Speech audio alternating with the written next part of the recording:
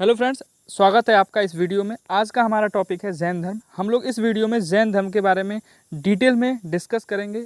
Competitive exam में जितने भी क्वेश्चन पूछे गए हैं जैन धर्म से, हमने उन सभी क्वेश्चंस को एनालिसिस किया है प्रीवियस ईयर में जो पूछे गए हैं क्वेश्चन, और तभी ये टॉपिक तैयार किया। तो चलिए बात करते हैं जैन धर्म के बारे में हम लोग।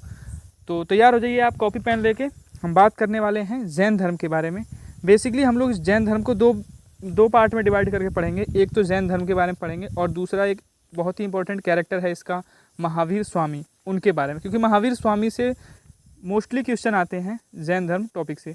तो चलिए शुरू करते हैं, बात करते हैं जैन धर्म की। तो जो जैन धर्म है इसमें 24 तीर्थंकर हुए थे।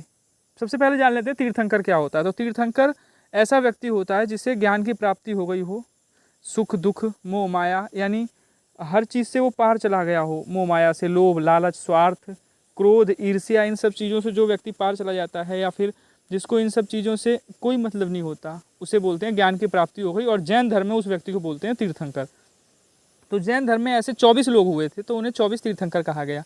जो प्रथम तीर्थंकर थे वो थे ऋषभदेव, और इन्हीं को जैन धर्म का संस्थापक कहा जाता है।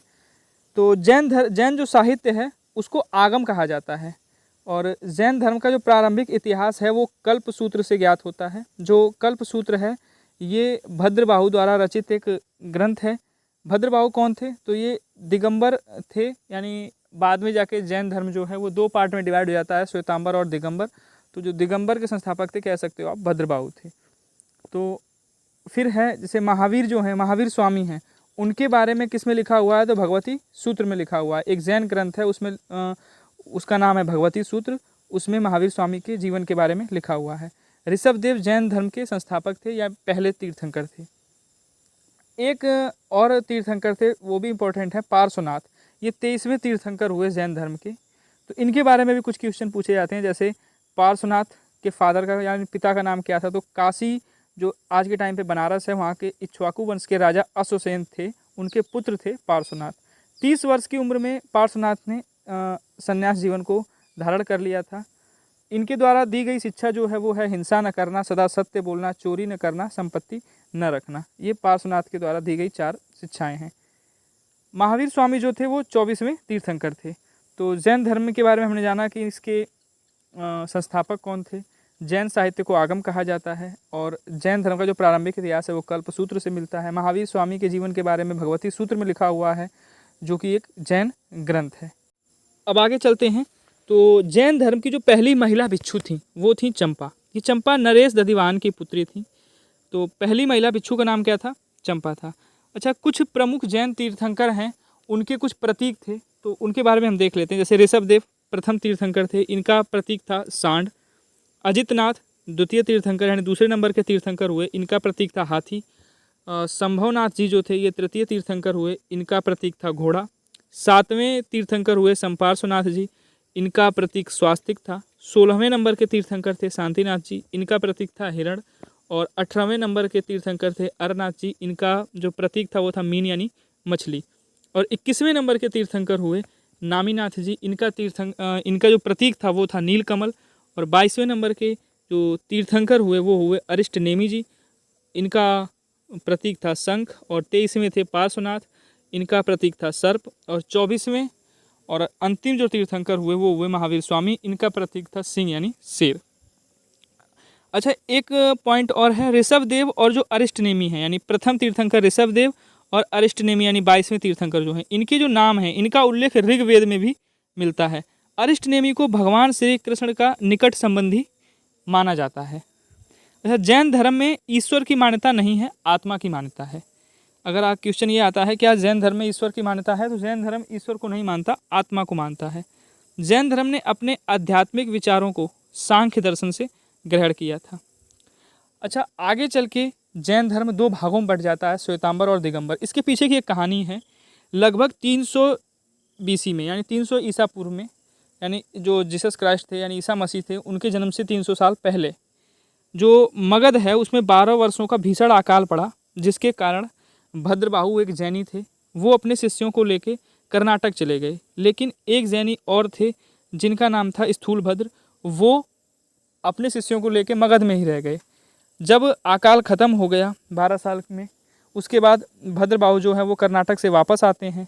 तो वापस आने पे स्थूलभद्र के शिष्यों में और भद्रबाहु के शिष्यों में काफ़ी गहरा मतभेद हो जाता है, जिसके कारण जैन धर्म जो है वो वहीं से 2 भागों में बँट जाता है। तो स्थूलभद्र के जो शिष्य थे वो कहलाए श्वेतांबर, और जो चले गए थे भद्रबाहु कर्नाटक, जो वापस आए, उनके शिष्य कहलाए दिगंबर। दिगंबर मतलब जो दिशाओं को अपना वस्त्र मानते हैं, यानी नग्न रहने वाले लोग, और श्वेतांबर वे लोग जो सफ़ेद वस्त्र धारण करते हैं। तो स्थूल भद्र के जो शिष्य थे वह श्वेतांबर कहलाए, और भद्रबाहु के जो शिष्य थे वो दिगंबर कहलाए। कुछ जैन संगीतियाँ हैं, जैसे 2 जैन संगीतियाँ हुई थी उस प्राचीन समय में। पहली जो जैन संगीति हुई थी वो 300 ईसा पूर्व में हुई थी पाटलिपुत्र में। उसके अध्यक्ष बनाए गए थे स्थूलभद्र, और जो द्वितीय जैन संगीति हुई थी वो हुई थी 512 ईसा पूर्व में बल्लभी गुजरात में। उसके जो अध्यक्ष थे वो थे क्षमा श्रवण।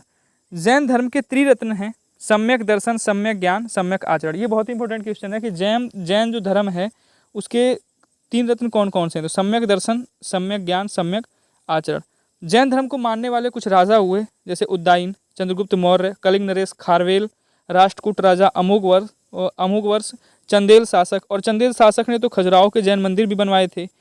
अच्छा, मौर्योत्तर युग में जो मथुरा है वो जैन धर्म का प्रसिद्ध केंद्र था। जो मौर्य काल था उस टाइम में मथुरा जैन धर्म का प्रसिद्ध केंद्र था, और मथुरा कला का जो संबंध है वो भी जैन धर्म से ही है।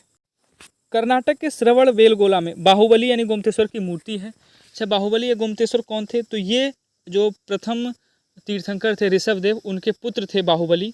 ऋषभदेव के कहा जाता है कि 100 पुत्र थे, उसमें से एक बाहुबली थे। तो इनकी जो मूर्ति है वो बनाई गई है श्रवण बेलगोला, जो कर्नाटक में पड़ता है। इसको बनवाया किसने था? तो चामुंड ने इसे बनवाया था। चामुंडन भी कहते हैं, चामुंड भी कहते हैं।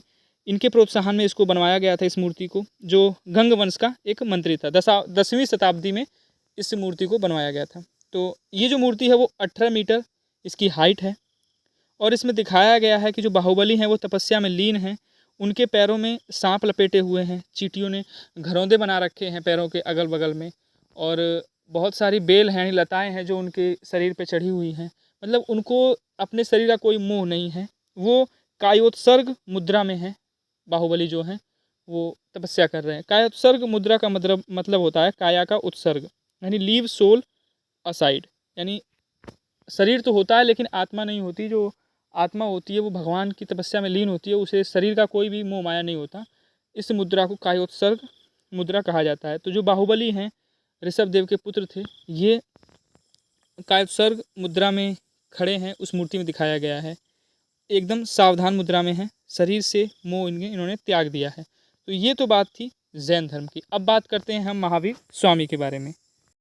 महावीर स्वामी जो है वो 24वें यानी अंतिम तीर्थंकर थे जैन धर्म के। इनका जो जन्म है वो 540 ईसा पूर्व में हुआ, कुंडग्राम वैशाली में।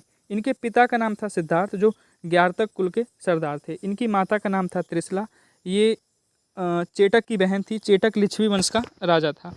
महावीर स्वामी की पत्नी का नाम था यशोदा, और जो इनकी पुत्री थी, एक ही पुत्री थी इनकी, उसका नाम था अनुजा प्रिय दर्शनी, और इसकी शादी हुई थी जामिल से, और जामिल ही पहला शिष्य बना था महावीर स्वामी का। इनकी पुत्री का नाम था अनुजा प्रिय दर्शनी। महावीर स्वामी के बचपन का जो नाम था वो था वर्धमान, और 30 वर्ष की आयु में इन्होंने संन्यास जीवन ग्रहण कर लिया था। अपनी माता पिता की मृत्यु के बाद इनका बड़ा भाई था नंदीवर्धन, उससे अनुमति लेके ये 30 साल की अवस्था में सन्यासी बन गए थे। 12 साल की कठिन तपस्या के बाद जृंभिक के पास ऋजुपालिका नदी के तट पे साल का एक वृक्ष था, उसके नीचे इनको तपस्या करते हुए संपूर्ण ज्ञान का बोध हुआ। तभी से महावीर स्वामी को जिन, अहर्त, निर्ग्रंथ कहा जाने लगा। जिन का मतलब होता है विजेता, अहर्त का मतलब होता है पूज्य, और निर्ग्रंथ का मतलब होता है बंधनहीन। यानी जब इनको ज्ञान की प्राप्ति हो गई तो उसके बाद महावीर स्वामी को विजेता, पूज्य और बंधनहीन कहा जाने लगा। इन्होंने जो उपदेश दिए थे वो किस भाषा में दिए थे ये पूछा जाता है। तो महावीर स्वामी के जो सारे उपदेश थे वो प्राकृतिक भाषा में थे, प्राकृतिक भाषा में थे। इसे अर्धमागधी भाषा भी कहा जाता है। महावीर स्वामी के जो अनुयायी थे यानी शिष्य थे, उनको निर्ग्रंथ कहा जाता है। निर्ग्रंथ मतलब बंधनहीन। इनका प्रथम अनुयायी कौन हुआ था? तो जामिल हुआ था। जामिल कौन था? इनका दामाद था, यानी अनुजा प्रियदर्शनी की शादी जामिल से हुई थी। एक क्वेश्चन और आता है कि जो महावीर स्वामी थे उनकी बिछुड़ी जो संग थी बिछुड़ियों मतलब महिला बिच्छुओं का जो संघ था उसकी प्रधान कौन थी? तो चंदना थी। चंदना नाम की एक महिला बिच्छू थी, वो इनकी बिछुड़ी संघ की प्रधान थी महावीर स्वामी की। महावीर स्वामी पुनर्जन्म एवं कर्मवाद में विश्वास रखते थे। इनकी मृत्यु हुई थी 468 ईसा पूर्व में पावापुरी बिहार में। तो दोस्तों ये था जैन धर्म, और जितने भी एग्ज़ाम में क्वेश्चन पूछे गए थे हमने सबको कवर किया इसमें। और अगर अभी भी आपको किसी भी चीज़ में डाउट है तो आप कमेंट सेक्शन में पूछ सकते हैं। और अगर आपको वीडियो हेल्पफुल लगती है तो इसे ज़्यादा से ज़्यादा शेयर करें, और चैनल पर भी पहली बार आए हैं या नए हैं तो इसे सब्सक्राइब कर लें। Thanks for watching.